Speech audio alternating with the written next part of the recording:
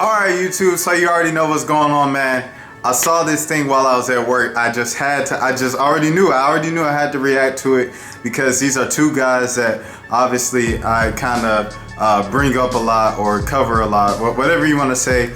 I write for the Hawks, for a couple of websites out there and stuff like that. So, you know, Trae Young is obviously a guy that I follow him closely and his highlights and his tendencies and everything like that on the floor and his progression in his career. Let me give a disclaimer because I saw a tweet that was like, the difference between me and the professional scouts and professional people that get paid to evaluate players and everything is I can admit when I was wrong and they can't. Trae Young was someone I was wrong on before the draft. I wanted Colin Sexton over Trae Young. I thought he was a better point guard. And Trae Young, I think Colin Sexton's a better point guard than him. I was about to say quarterback, but I think he's a better point guard than him. He's just got that dog in him. He's got that motor in him. But, I mean, Trae Young is the attractive pick in today's NBA where everybody's shooting threes and as many threes as they can shoot. Go ahead, keep shooting. Anyways, I'm going to pass on Trae Young for the Orlando Magic. Yeah, Trae Young. In college, I thought Colin Sexton was the better point guard than Trae Young.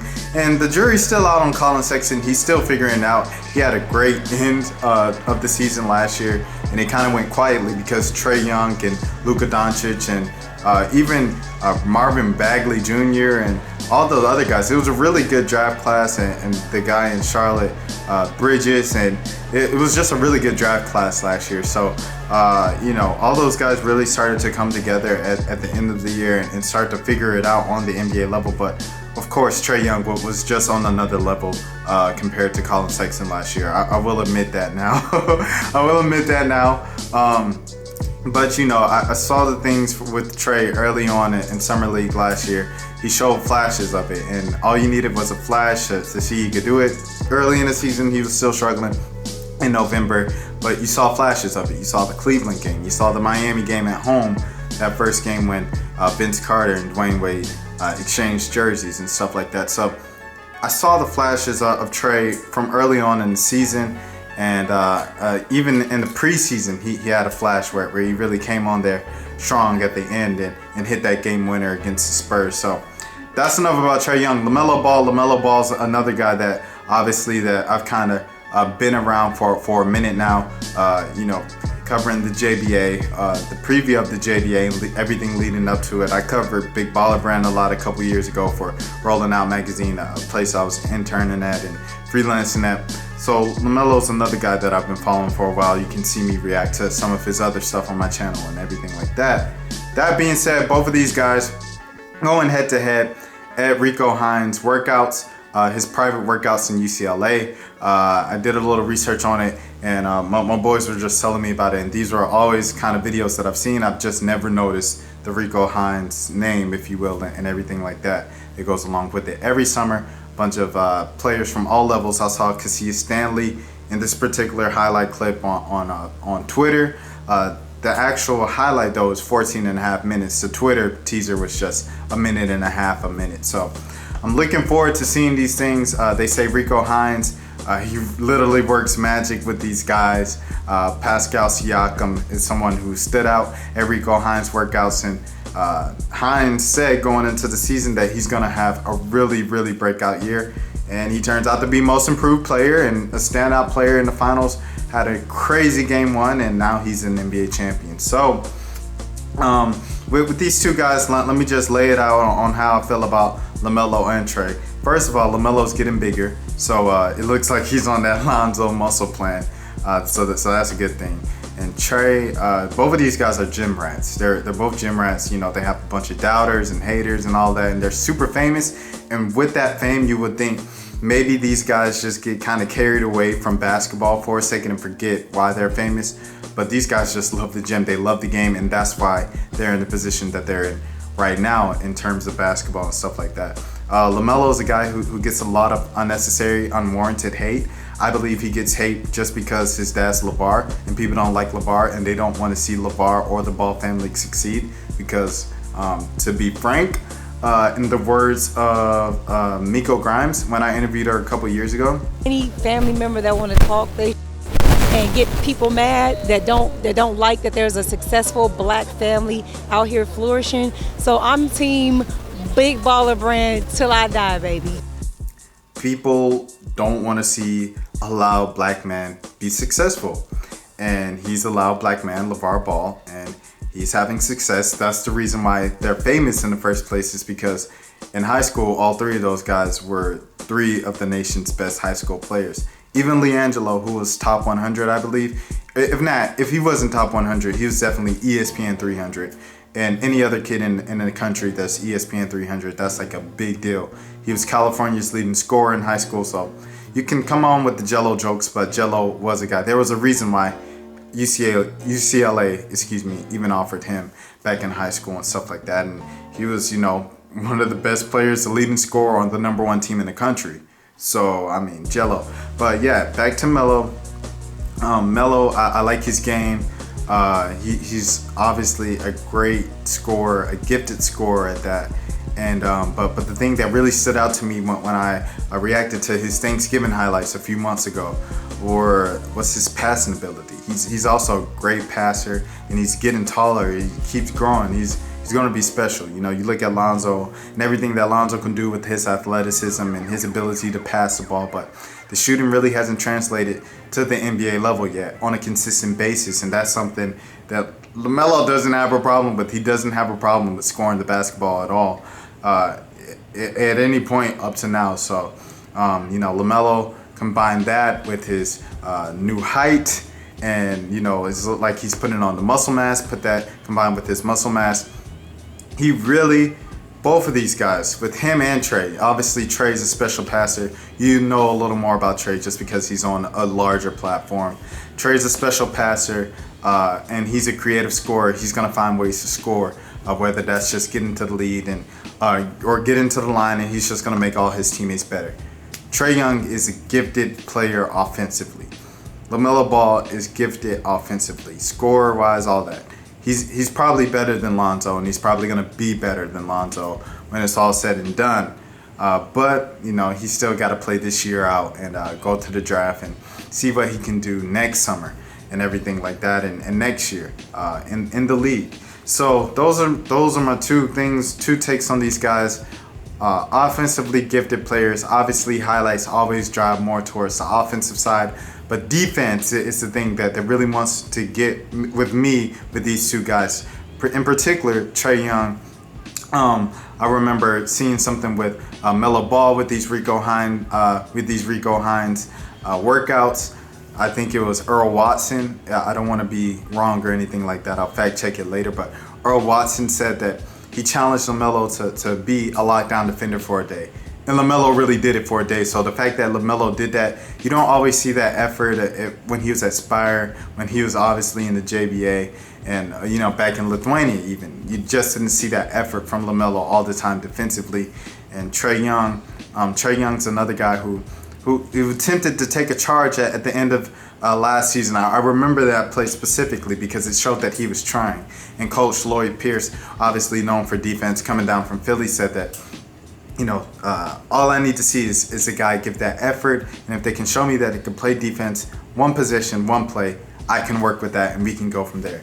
So Trae obviously probably has a little more room, a little more way to go with that defense, but they said that this guy, Rico Hines, is the reason why Pascal Siakam became the most improved player. So, I mean, hey, we shall see. I want to see what he's going to do with these guys and how they're going to return next year. I'm sure their games will be even better offensively, but defense is the real question here. So with that being said, no more talking. I talked for like 10 minutes, but we're going to get into it.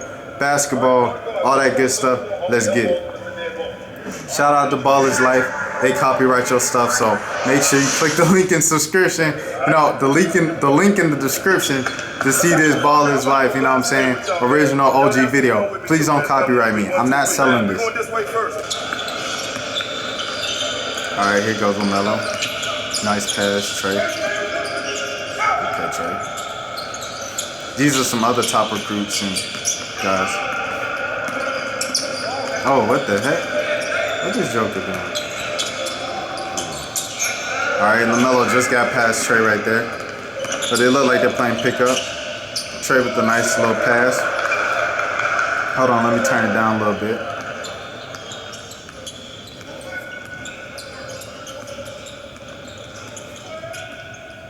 That's a nice take. Oh, bad pass though. And a turnover. All the way. Alright, here goes Trae. Oh, we can see us in the corner. Look at that vision. He wasn't even looking up, but he knew who was open. He can find an open man, man. That's crazy to see that. And I'm not gonna eat too much on Trae. If you watch Joe Budden podcast, you know what I'm talking about. Alright, here goes Casillas. Ooh. That's a nice little look. They're playing a little sloppy, little pickup roll. Trae lets the layup go. Here's Casillas to Trae.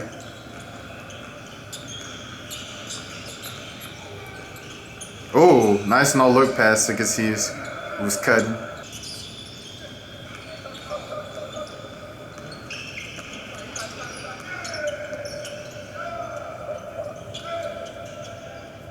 Casillas with the deep three.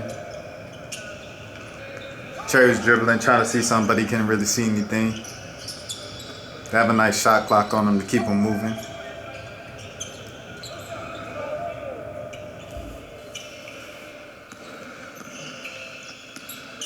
Ooh, Trae with a nice hezzy and a nice pass again. Let's see him defensively. Here he is offensively. He gets beat on the pick, but you know, with pickup it's hard to tell. Oh, and a nice lob from Trae to Casillas. Pickup is so hard to tell because these guys don't want to get hurt. They are in the NBA, millions of dollars on the line in the summer. But this guy's playing defense. The guy who was guarding Trae. They taking it serious on the big dogs like the Casillas.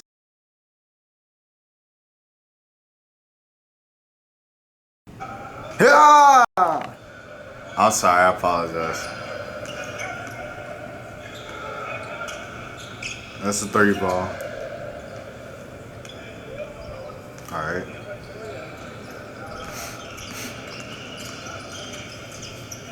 Okay, little man. Let me turn it up a little bit.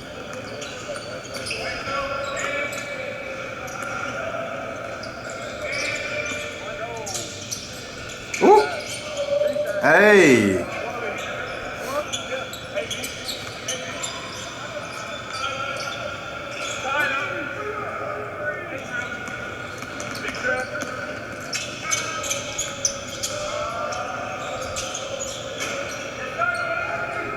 Man's in the Cleveland shirt. He trying to get a deal.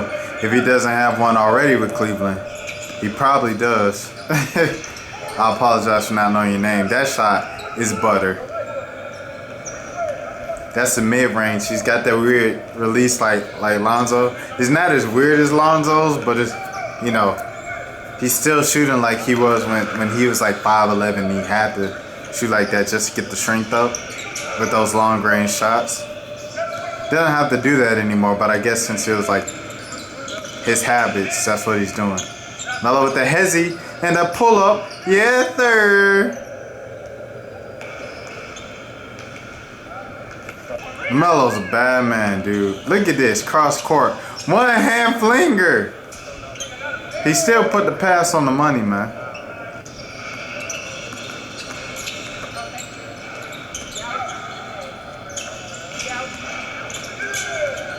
Is that Quavo? We got Quavo at the pickups. But those is guys, Trae and Melo. Big baller brand.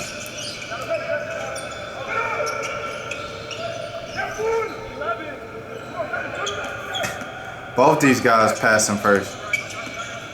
I don't know if Rico's making them pass first or that's what they want to do, but they both running point for real. Oh my gosh! Trae! That's quick.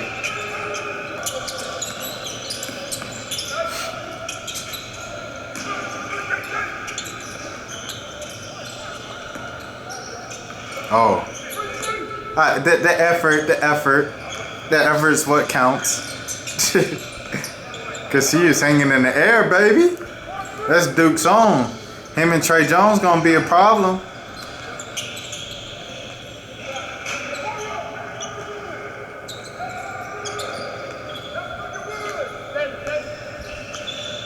Cassius Stanley. If it's Cassius Stanley, I apologize. I've been saying Casillas. I know Casillas. So that's why I've just been saying Casillas, but it's Cassius. Cassius Stanley.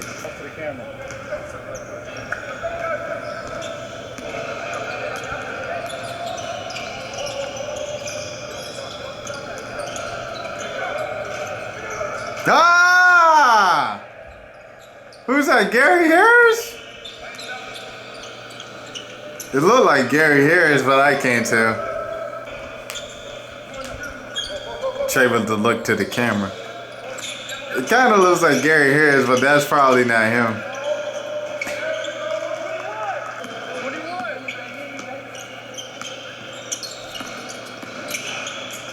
Hey. Yes, sir.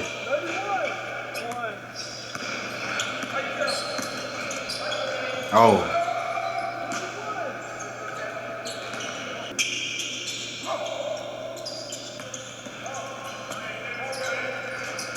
That's good coaching right there.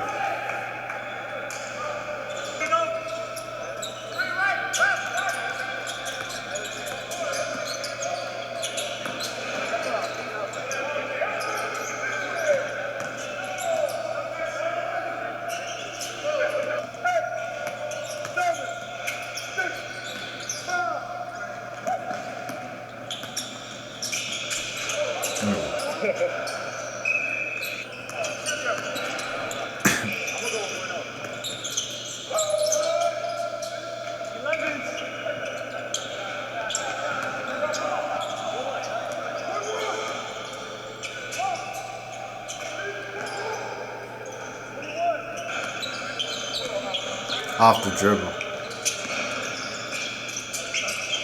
One-legged runner.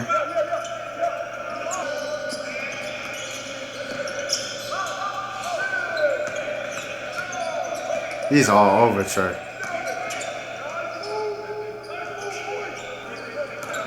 This gotta be Gary Harris.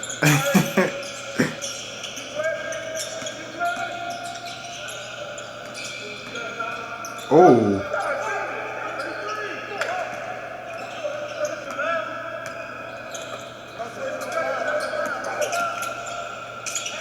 What a lob!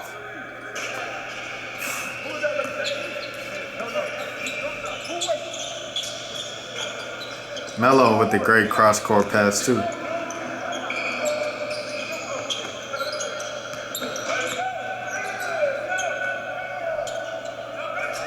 Oh. Oh, okay. That's some defense right there.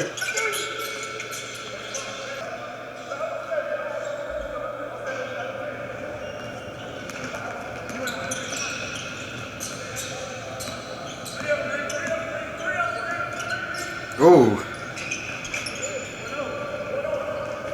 That was a nasty move.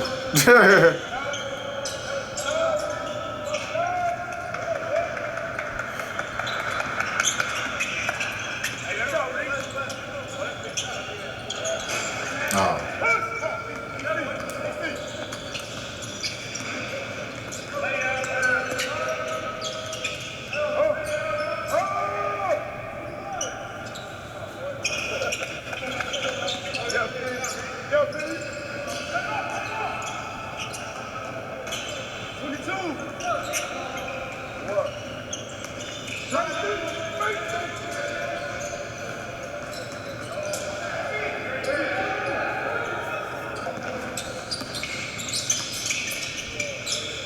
He eating.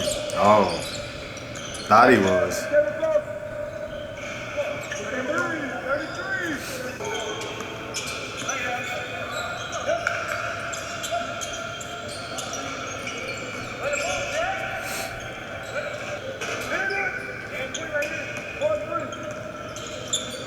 Oh, what a pass.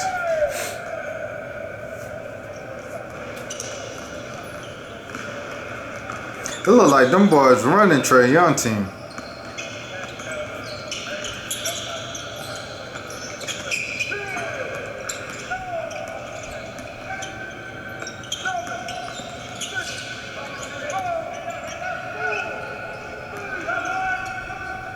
That was a nice spin move.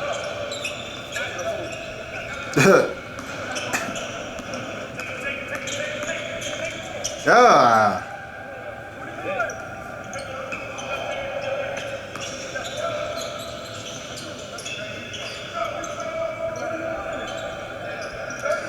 Oh, dude eating. Dude that look like OJ Mayo. He playing lockdown. He playing his best defense on Trae. Still went right by him. He's a bucket, man. He's a bucket. Only thing he can do is hope he misses.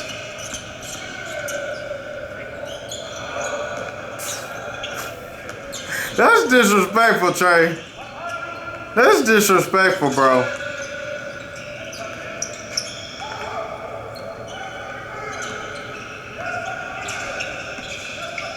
Walk.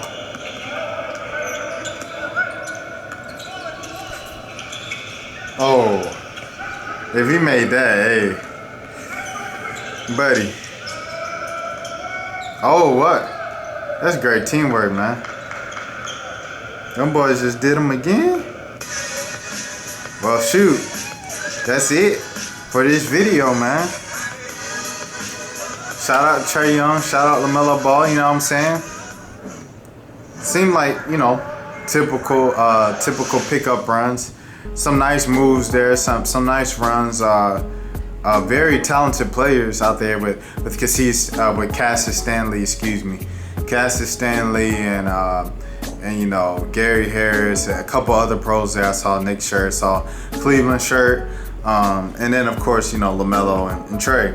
So it seemed like some good runs, or you know, just good learning lessons for coach to interrupt it and be like, you guys aren't playing the way that you guys were playing at that practice facility. You guys need to bring all that energy and all that stuff that you're gonna bring in the fall, so you can get better. That's what this is all about, getting better. Saw some good moves, saw some good looks and everything like that on offense and defense. Trae, we didn't really see many defensive highlights of his. I don't know if that's something that you should hold your breath of, but like I said earlier, you know, it's pickup basketball, and that's professional basketball players. You don't want to get in it too much and be too aggressive and end up getting hurt and miss out on millions of dollars on summer pickup games. So it's a tough situation to be put in, but it's there, it exists. If you made it to the end of this video, please like, comment, subscribe. I want to talk about the Hawks now, but I feel like this video is already a little too long, but why not, since we're here. Trae Young is on the West Coast with the Hawks right now in the Summer League, out there in Vegas, and as you see here, he is at UCLA for Rico Hines' runs out there at UCLA and stuff on the West Coast. And yeah, so Trae, he's got a new team there. They're building a new team around him with DeAndre Hunter and Cam Reddish. As you can see that on my channel from the last A-League episode and all that stuff. So it's very interesting to see how all of those pieces work together.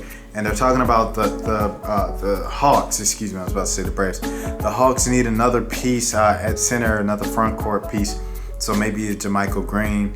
And even though the officials said that they didn't have an interest in him, a lot of fans have been, you know, of course, trying to speak up. DeMarcus Cousins and try to bring that whole thing back.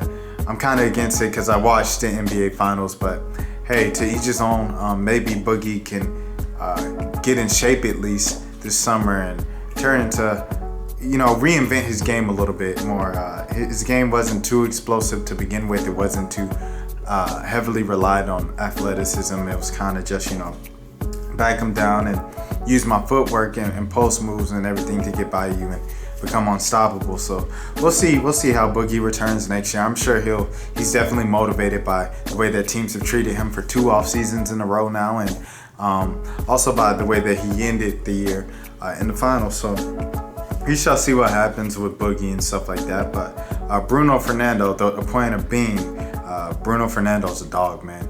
And his highlights are just unreal. I have no idea how he's actually going to play in just a game. I need to watch more game time footage. I need to watch more full Maryland games to see Bruno Fernando outside of just his highlights, because his highlights just make him look like he's Shaq or something like that. So we'll see with Bruno Fernando, but I'm very interested to see in the type of player he pans out to be. And I'm interested also, a lot of people have been forgetting Amari Spellman and have already written him off based off of his rookie season.